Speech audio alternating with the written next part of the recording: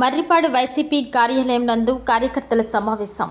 స్థానిక మండల జేసీఎస్ కార్యాలయం నందు మేకపాటి విక్రమ్ రెడ్డి ఆదేశాలతో మండల స్థాయి వైసీపీ నాయకులు సమావేశం నిర్వహించడం జరిగింది.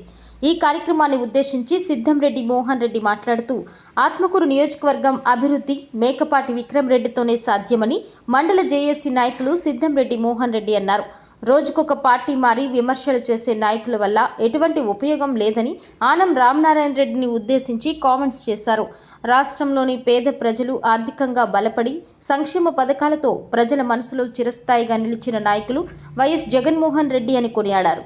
ప్రతిపక్షాలు నాయకులు చేస్తున్న విష ప్రచారాలను ప్రజలు నమ్మబోరని, అటువంటి వారికి ప్రజలు బుద్ధి చెప్పే రోజు దగ్గరలోనే ఉందని అన్నారు.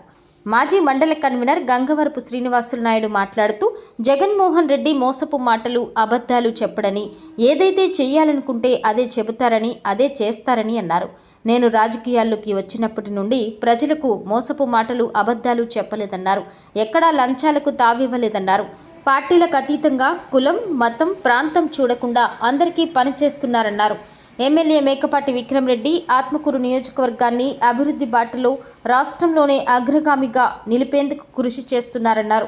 ప్రతి ఒక్కరూ వారు చేసే అభివృద్ధిని సంక్షేమ పథకాలను చూసి ఈ ఎన్నికల్లో మేకపాటి విక్రమ్ రెడ్డిని అత్యధిక మెజారిటీతో గెలిపించి ప్రత్యర్థికి తగిన గుణపాఠం చెప్పాలని మాజీ మండల వైసీపీ కన్వీనర్ గంగవరపు శ్రీనివాసులు నాయుడు తెలియజేశారు.